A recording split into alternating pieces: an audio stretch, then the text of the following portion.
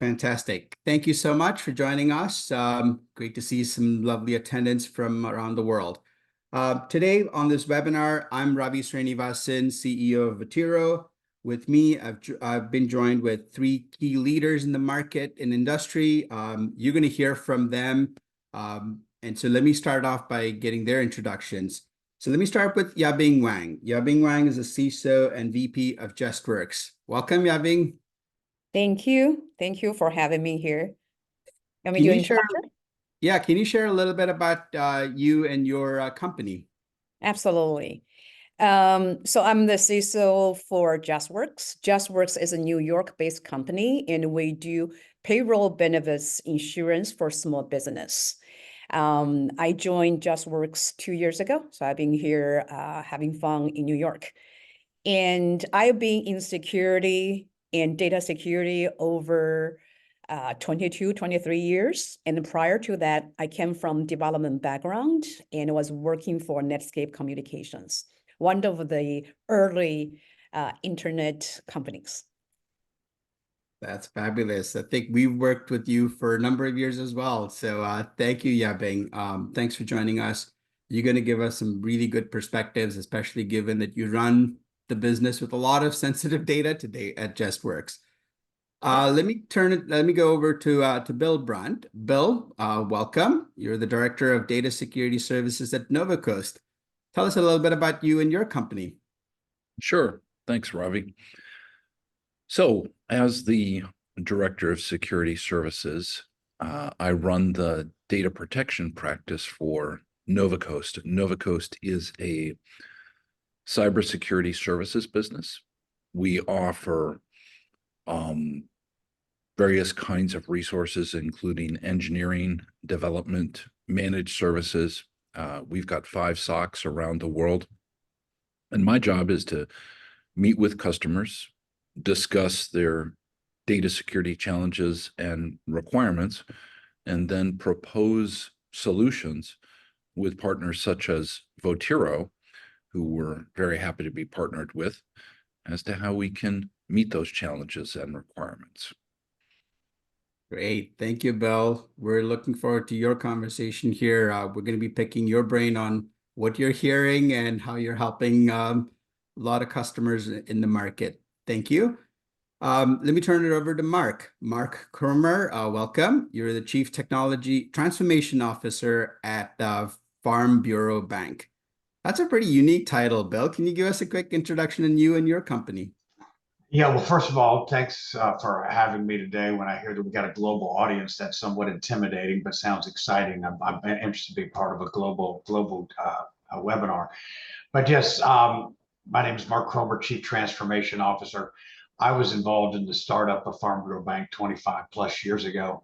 And over that time, I've been everything from technology, operations, information security, as those functions and technologies have evolved. And as now my role is migrated to Chief Transformation Officer, as we're trying to kind of digitally transform our organization and to try to adopt some and get us on a platform so that we can adopt some of these emerging technologies. Fantastic. Thank you so much. A quick comment to everybody that's on the webinar. We have a chat open, so please feel free to post your questions in. You have an opportunity in front of 3 terrific leaders today with diverse background, with leadership where they're solving problems here and now today. So please feel free to turn in your questions. We'll get to them at the end of this webinar. And if you don't, we'll also follow up on follow-up conversations with each of you. So thank you for attending us. So let me jump right in and tee up the conversation. So we've been in the data security space looking at how to help safeguard the use of data. Gone are the days of like blocking and introducing friction to run your business, right? I call it the 80% problem. 80% of the data that needs to be used today to run your business is unstructured. This sort of picture on the right is a depiction of how today data is used everywhere by your employees, by the applications you externalize to partners and consumers, by all the business applications that you roll out. And this is the day-to-day that both the good actors want to use to run the business and the bad actors want to compromise at the same time.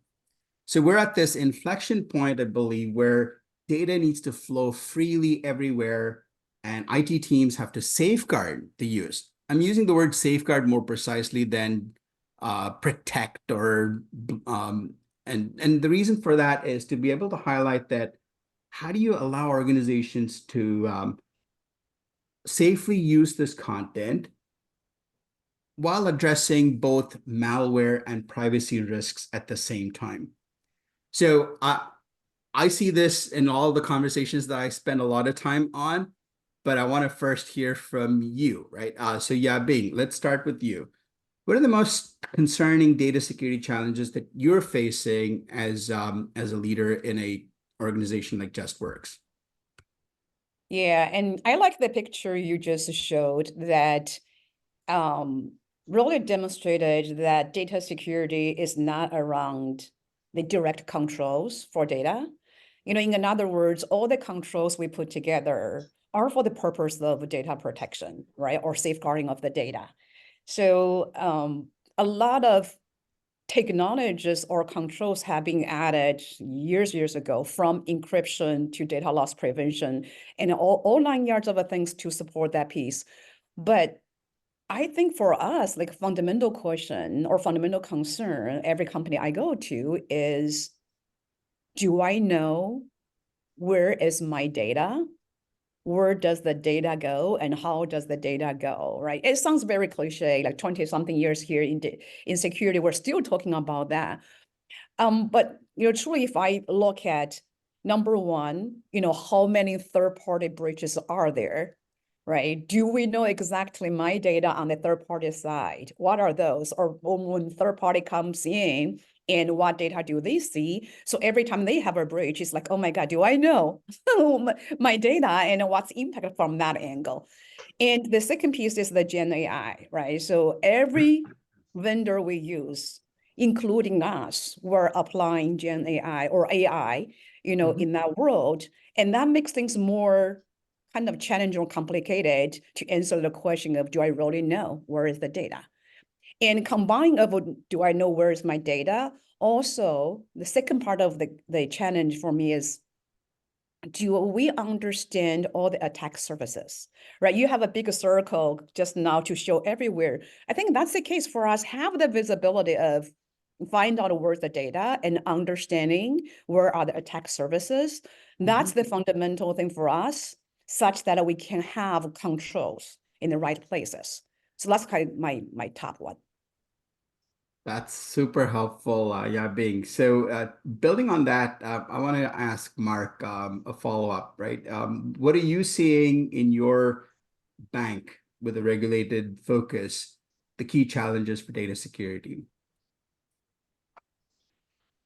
Okay, to start off, as a federal savings bank, our primary regulator is the Office of the Comptroller of the Currency, the OCC. And so most of my experience is with banking regulators. And in that experience, I've found that we are usually forced to start the development on evaluation and adoption strategies prior to the regulators providing us with any guidance, right? We don't have the luxury we can't sit back and say, hey, let's wait and see what the regulators have to say. To use a very specific example, and I didn't make this clear, but Farm Bureau Bank is a branchless bank. We've relied on the internet since we were founded in 1999, and we're one of the early adopters. In fact, we were one of the first community banks to accept applications over the internet. And we were a digital bank before there was even a word digital bank. And so the regulators did not have rules in place at that time and have since now caught up. And so we've had to we've had to start utilizing the technology before the regulators were giving us guidance on how to do it. Okay, so when you take a look at something like AI, even though the benefits of AI are well documented and its impact on that, but we're approaching it and using that technology so just like we have other emerging technologies over the last 25 years, right? And I think it comes down to 3 points that I want to highlight. One is that we utilize existing policies and procedures to serve as the framework for developing and executing plans, right? I mean, these plans and programs that we have are already based on things that the regulators have approved and reviewed. So we feel that anything that they're going to add on to that is going to at least use that as the basis, right? So we think we're fairly comfortable if we use those. Plus, then the second thing is that we also want to make sure any emerging technology satisfies a business need. Okay, there's got to be a business reason for us to pursue the technology, and that means that it has to have a benefit. It has to have a business unit that is a sponsor of it. So that then, because we don't want to view, when we talk about are we pursuing AI, it's not necessarily an IT project just because it's technology, right? It has to be adopted for a business purpose. And then last, as a small, medium-sized institution, we don't have the internal bandwidth or tech expertise to pursue that technology, and we rely heavily on our third parties to help us in and partnering with us and pursuing those. But even then, that stuff, anything that we do pursue has to work for us. We don't pursue technology just for that. So that's the approach that we've taken in all emerging technologies, not specifically AI. That's fantastic insight, especially with having to put use policies in a way ahead of even the regulators getting to define their perspectives on each of these new regulations. That's fantastic. So Bill, to wrap up, I'd love to hear from you as well, because you spend a lot of time in front of various organizations. What are you hearing as the top challenges in the market? So I'll build upon what Yabing mentioned in the beginning. The age-old question of what data do I have? Where is it stored, and where is it going? What we're seeing is more formats, more channels of communication. So the question remains pertinent because there is this continued growth among the kinds of unstructured data that we're dealing with, how it's being shared and also stored.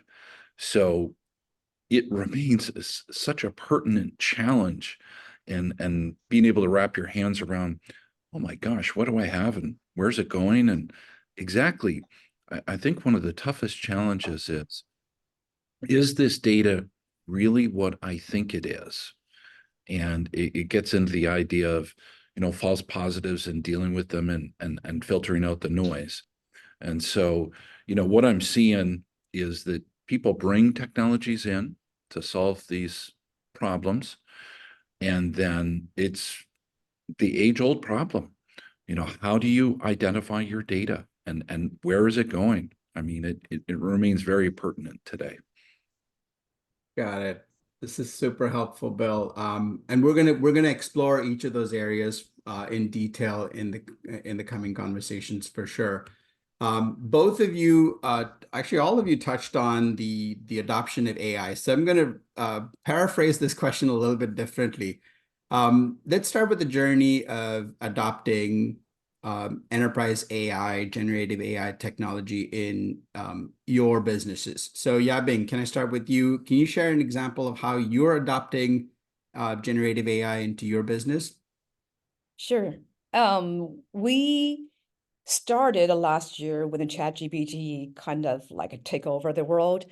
We started as I would call that bottom-up approach, where people are so passionate. So we start to have this working group from different area, and then legal security became part of that, where while the whole industry, all of us were trying to figure out the security controls and the concerns of the risks and how to address them. What we did is, in the beginning, we basically spelled out guidelines. We didn't call that standards because we're still trying to figure out the guidelines related to how you evaluate AI tools, how do you implement AI tools, and how you leverage AI tools, like an individual person doing your own work.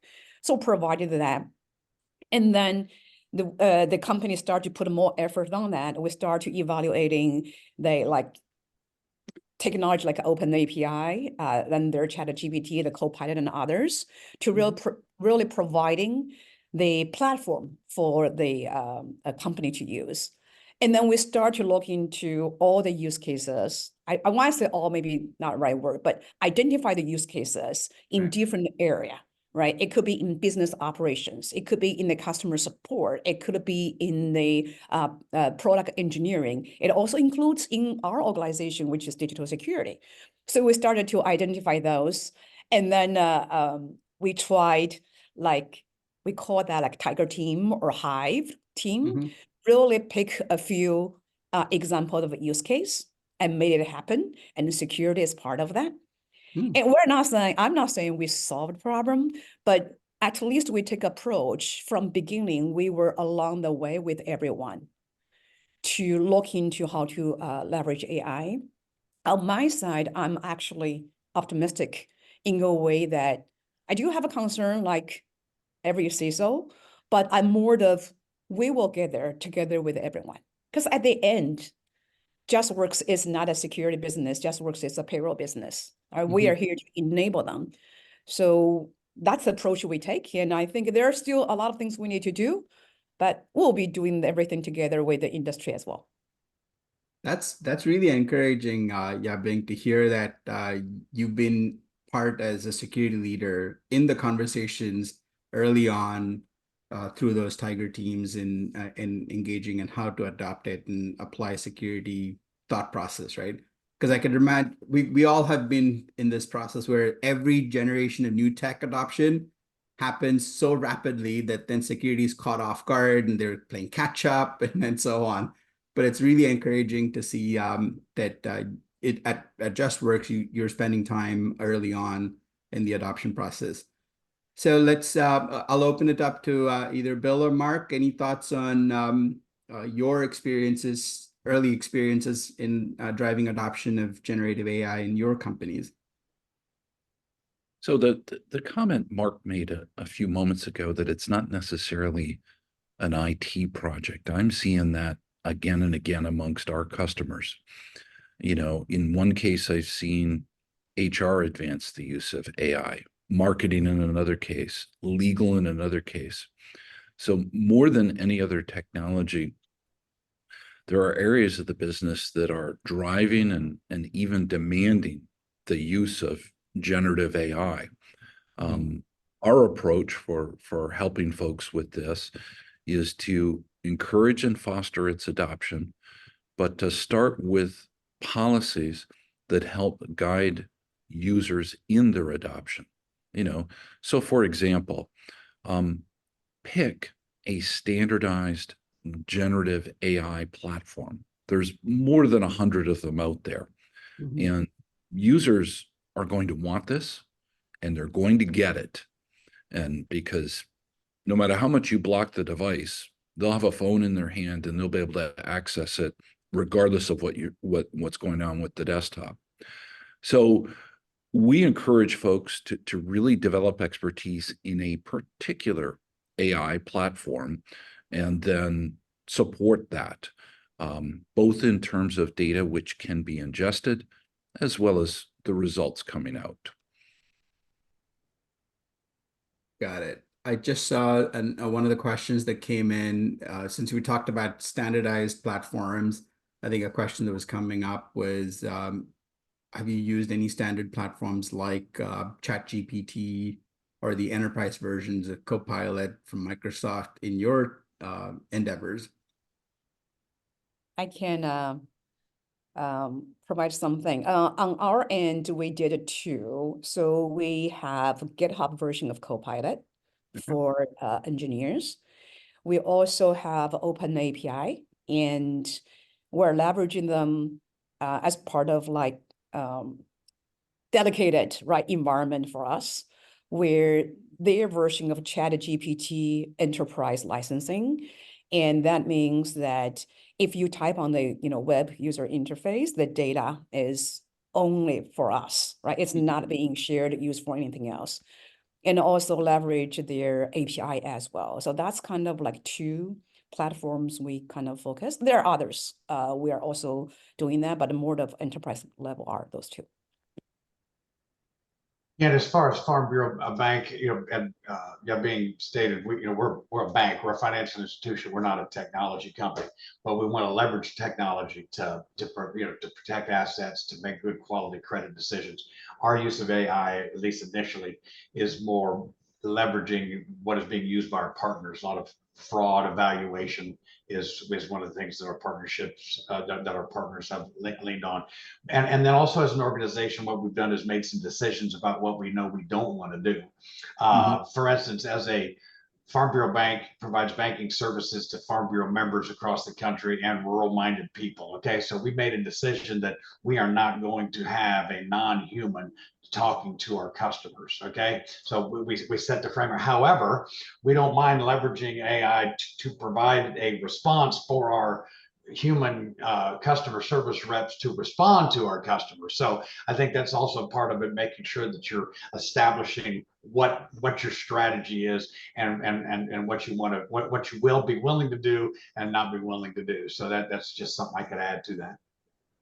That's great. Thank you, Bill. Thank you. This is wonderful. Let me transition to the second part of the discussion. Since we talked about focusing on highly regulated businesses, I put this picture up as this is the age-old tension that we've seen with security leaders for years, right? Where you're constantly on an everyday basis having to prioritize decisions you make that help you safeguard the security posture of an organization, as well as address a lot of the regulations and regulatory demands. I think I was talking to one bank and they said they were in an audit of some sort 42 weeks in a year. That seems like a lot of time spent on just audits, right?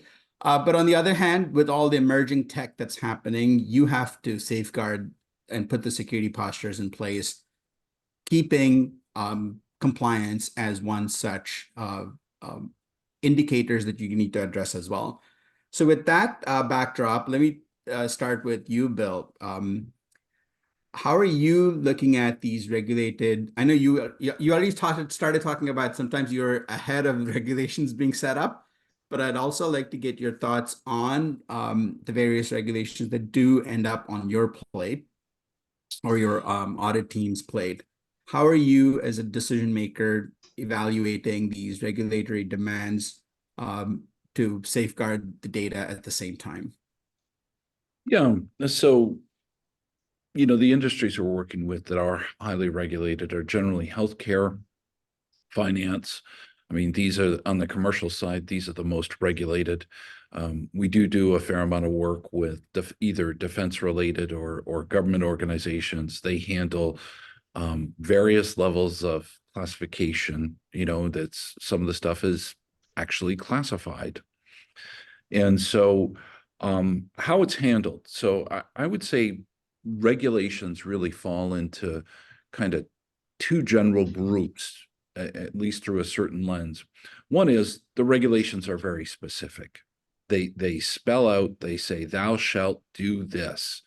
For example, NYS DFS Code 500 recently passed a Second Amendment back in November of 2023. They're giving folks doing banking and finance activities in the state of New York 2 years to comply. And they're very specific. So they say you've got to add MFA in places that it doesn't exist. If you've got, privileged accounts, you've got to add this capability.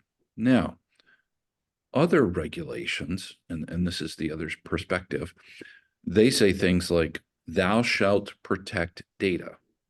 And then it's very much left to the reader exactly what that means. And in this case, the regulators are approaching things, and typically this is in the early stages around regulations.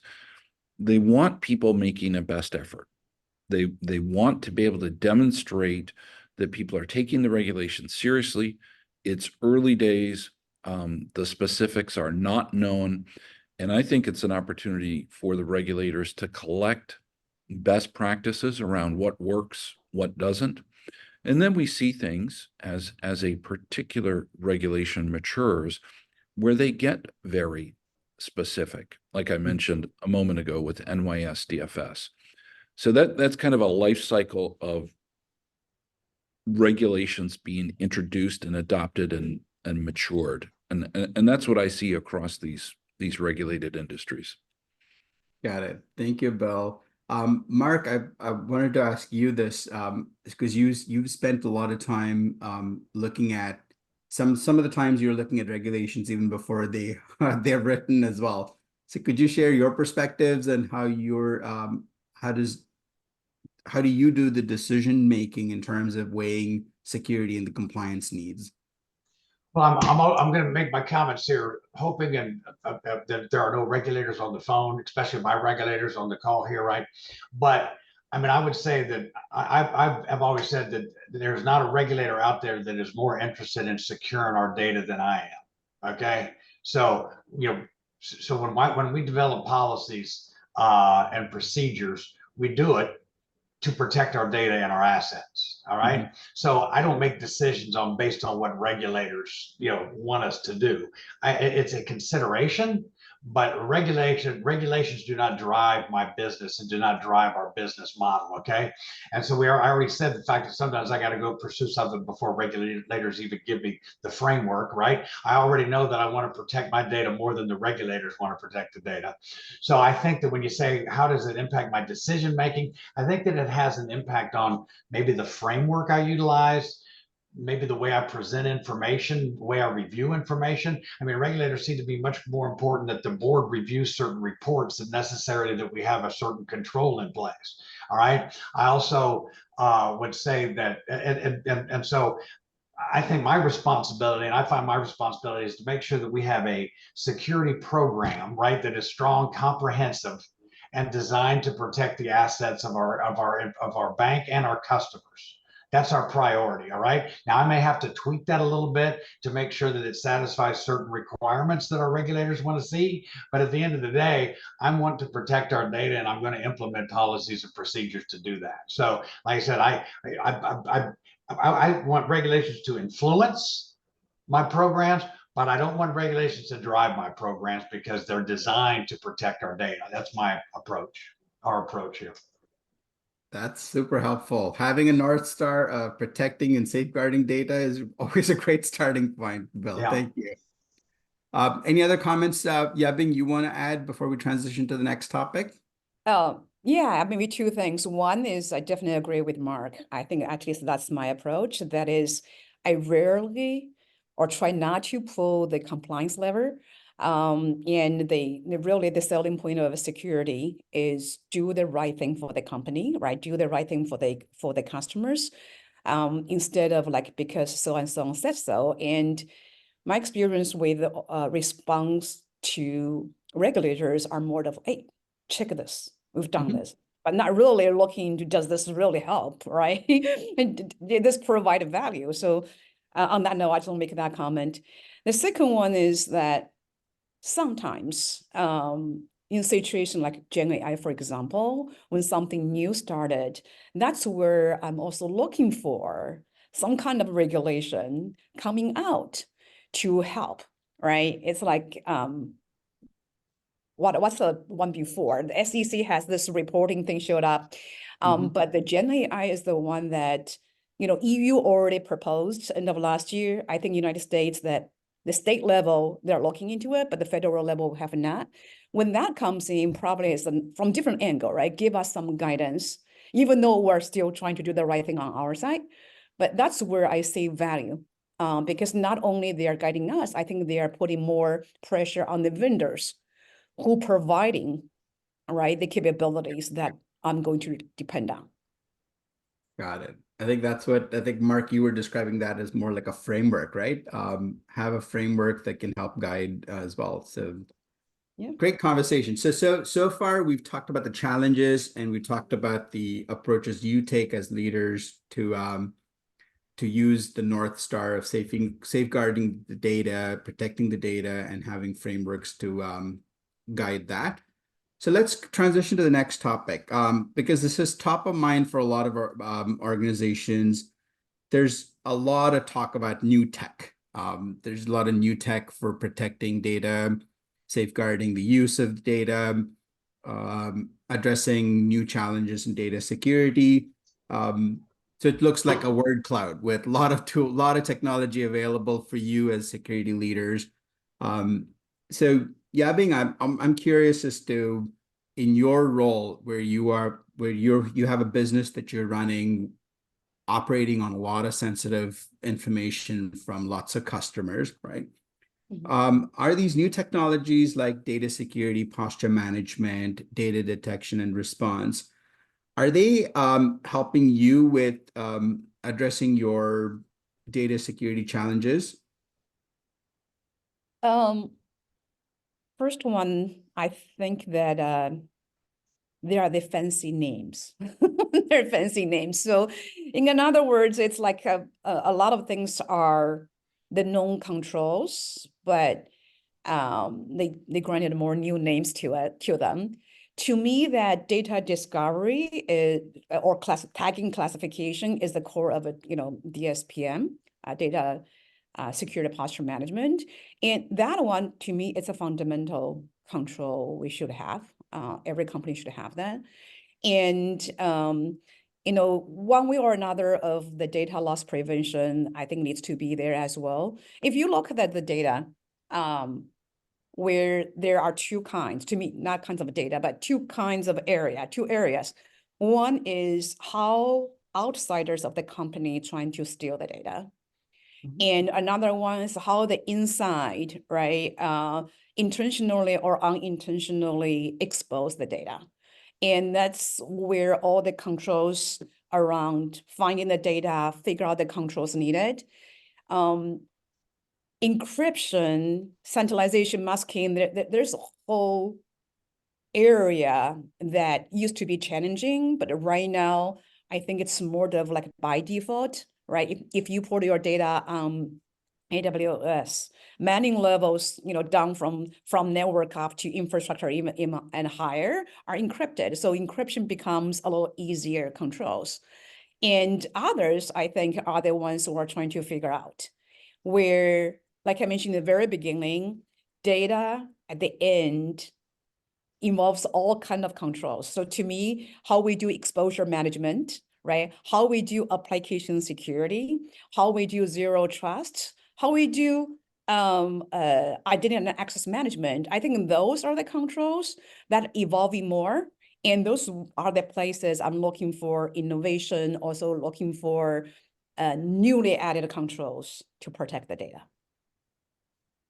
That's a really great framework of looking at it from both outside and inside and putting the key controls, evaluating them. So I'm going to ask Bill for his comments on how are you looking at advising organizations with these emerging tech, Bill? Yeah, I'm very optimistic and encouraged by the innovation that's occurring, looking at the emerging technologies. It's cybersecurity is a cat and mouse game between, the folks trying to protect the data and the folks trying to get at the data. And I'm very encouraged by, I'll say, what the good guys are doing and the level of innovation and how things continue to advance. Now, what we do at Novacoast is we make a real effort to not only stay current with what the market offerings are, but we actually curate the solutions. So we'll look at vendors and solution providers, and we look at it from 5 different perspectives, where the technology is just one piece of it. Ravi, you and I had very detailed conversations around this. And, we talk about organizational staffing, where people are located.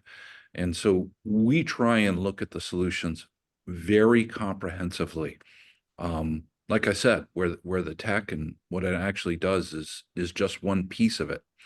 because ultimately what gets delivered is way beyond just the bits. How is the company executing? How are they able to do it? So we try and take a comprehensive approach, evaluating the emerging technologies, and we're continuously adopting and bringing new solutions to our customers. Got it. Thanks. Thanks, Bill. And I think, Mark, right off the bat, you described adopting emerging tech has to be a business case behind it. So clearly that's also a valuable sort of insight to look at when you're looking at new tech, right? Apply the business case, and then look at frameworks like Yabing described, and the comprehensive approach that you're taking, Bill. Any other comments from any of you on? Yeah, well, I would also say just another a point that I could add to what has already fantastic responses, but it also has to maybe sometimes the changes of your business. Just to give an example here for Farm Bank, we have traditionally been a consumer lender and have our processes over 20 years were designed and very focused on a transaction for an installment loan or and that was very controlled transaction. Okay. And all of a sudden now over the last couple of years, we have now been getting more into the commercial space. Okay. And commercial lending is much different and not quite as controlled, a controlled process as commercial. And it has forced us to now evaluate now a different vulnerability that we have because of the changes in our business model. So I think that that's another component that needs to be considered. Got it. Staying on top of all the business transitions is also key for sure. Yeah. Which is a good segue to the next area that I wanted to explore with all three of you was Microsoft has continued to invest significantly in expanding their security capabilities. A lot of organizations that we speak to have Microsoft capabilities sort of baked into their security framework and are commonly used to also address some of the regulated demands as well. So as maybe Bill, I'll start with you because you advise a lot of organizations. How are you helping organizations guide them through this evaluation process of introducing additional capabilities on top of Microsoft? Sure. So we have a data protection methodology, and we can help our customers really in two ends of the spectrum. One is they may have a very tactical challenge that they're trying to solve. Something's not working or they need to get a particular piece implemented. We also work much more strategically with customers. So when I say that, what I mean is we'll take applicable frameworks, whether it's NIST, COBITS, ISO, etc. We combine these with the particular regulations in the given industry. Could be PCI DSS, could be HIPAA, etc. We help organizations create policies from their business requirements down to use cases. When we have the use cases, then we switch to a very tactical approach that says, how do we achieve this? Now, Microsoft is more than 50% of our business because it's just so pervasive. And to their credit, they've made a lot of progress in data protection with their purview offerings, but all is not perfect there. And we see one thing occurring again and again in every one of our implementations that is beyond just solving this point problem. You have to start by identifying the data. And it would be really nice if that was accurate. But invariably, as we go on that journey, every single customer that we work with encounters just an avalanche of false positives. And what I'm encouraged by today with other technologies is the ability to add on to Microsoft solutions and to manage and refine this funnel of false positives. It is possible today to quiet the noise. So You turn it on, you get this stream of data. You have an overwhelming series of events you have to deal with. Unfortunately, there's solutions out there today, emerging technologies that can help to filter that out and then to get to where is my real data and who needs to deal with it. And beyond just blocking or allowing, the all or nothing approach, we advise our clients to consider these alternate solutions because they can greatly accelerate the implementations. That's great. Thanks, Bill. That's really good insight. Yabing, Mark, do you have any other additional comments to what Bill had described? Not for me, just because I no longer in the Microsoft shop. So the E3, E5 whole comparison is 2 years old for me. So I think Bill covered it for us. Nice. You're in the other 50% Yes. area. Great. Thanks. Yeah. This is wonderful. So what I'd love to do is to take a few minutes to highlight what we're doing here at Votiro. And it's great to have all three of you comment on what you see as challenges in the market, the priorities that you see for helping organizations protect, safeguard the data, and address the highly regulated nature of your businesses. So quick, a summary on what Votiro is doing. We are a pure play cybersecurity solution provider. We are focused on offering a zero trust approach to safeguarding data anywhere it's used, looking at a unified way of both threats and privacy risks to the data. And we have focused our attention on developing the data detection and response capability. I loved how Yabing said, hey, these are fancy names for capabilities, which there's an element of truth to that. But it's a way for us to be able to describe to the organizations how these new capabilities can help alongside with your existing capabilities to safeguard the use of data. So the capabilities that we have in market today are an open API-based capabilities that helps you detect in a unified manner both the unknown bad and known good within the data, remediate it. In the remediation is policy driven, but in an automated fashion, remediating how the data is going to be controlled in access and in how the data is going to be classified. So it's essentially dovetailing with your earlier visibility work that you need to do, right? You need to be able to gain visibility, but once you've done it, what do you do with that data? So we're able to answer that question with the remediation. And the remediations can take in the form of cleansing the content and removing unknown bad elements. It also can take the form of masking and redacting content to be used by your business users. And last but not least, offering a rich set of analytics that can be used in your security operations, in your data security posture, to be able to present, driving that noise, reducing the noise in your security operations. And so with that view, we've continued to partner with partners like Novacoast.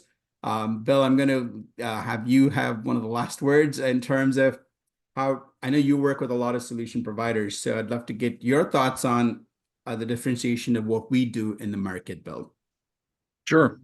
So I think it's a combination of things. There's some deep expertise, for example, at Votiro with file types. And you might say to yourself, so what? So they have expertise in file types. Why does that matter? It matters because they've taken a fresh approach to identifying and detecting and examining the data. So rather than just blindly attempting to extract text, for example, many of today's modern file formats are packaging conventions.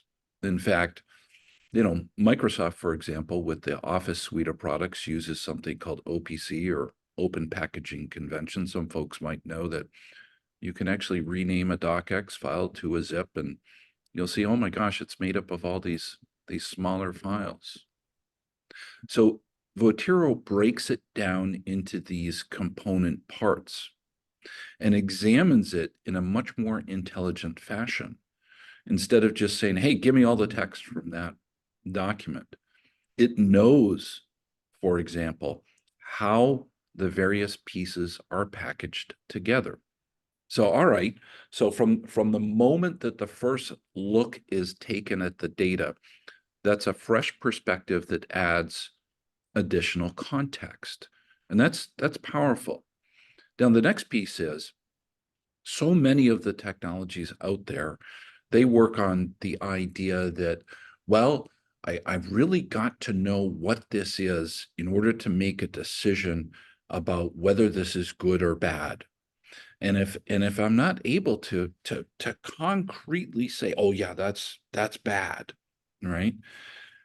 Whether it's relying on, say, a signature for a virus or a heuristic around how it actually behaves. And there's a fresh approach here from Votiro.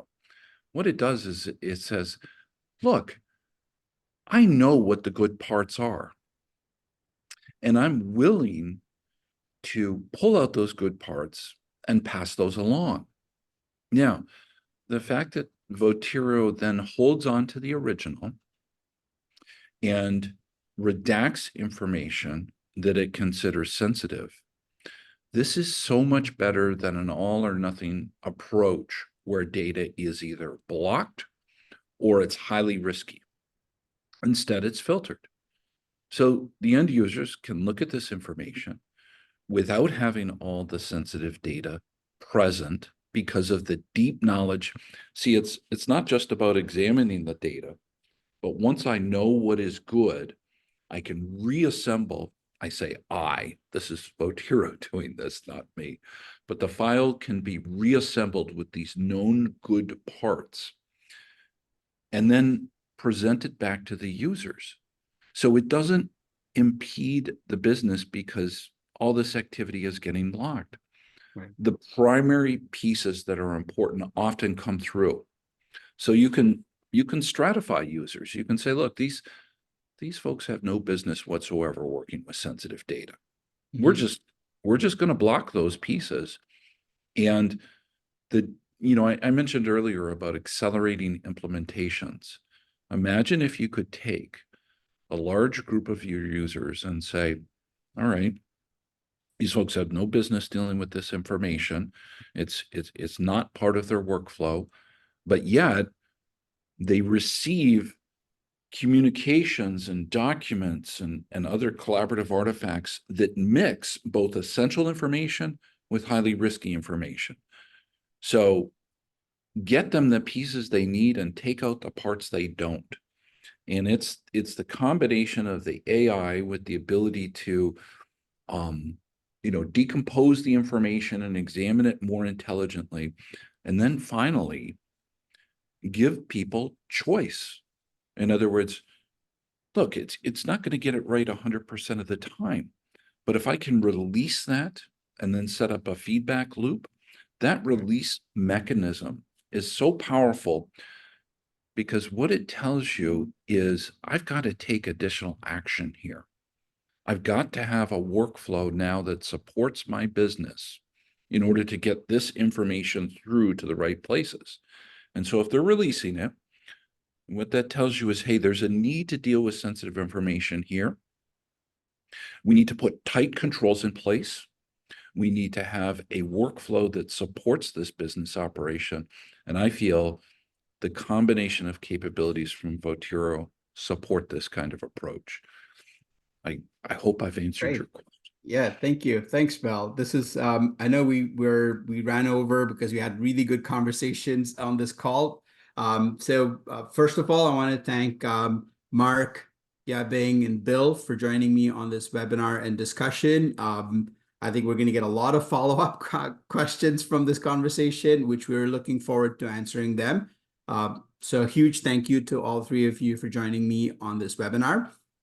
The last call to action to everyone that's on the webinar today or going to be watching the recordings, please contact us. We would love to hear from you on your thoughts on the content here and conversations on exploring how to safeguard the use of data within your enterprise. With that, thank you so much. Ravi, Yes. can I add one thing Yes, Yabing. about the your product? I think Bill covered a lot. One thing I thought it's from a unique angle, and probably it's also innovation, is that traditionally a lot of secure controls are focusing on the data at rest. In so-called data in motion, it's, did you enable TLS, right? Making sure that the tunnel is encrypted. That's it. Nobody really focusing on data in motion, where I think Votiro come from that angle, and very unique to say, hey, let's inspect, data in motion and then making sure that data is safeguarded. And I thought that's very, very cool. Got it. Thank you. Thanks, Yabing. Thank you, Mark. Thank you, Bill. It was super great to have all three of you in this conversation, and I'd love to do this in a few months again. With that, thank you, everybody. Thank you. Bye. Thank you.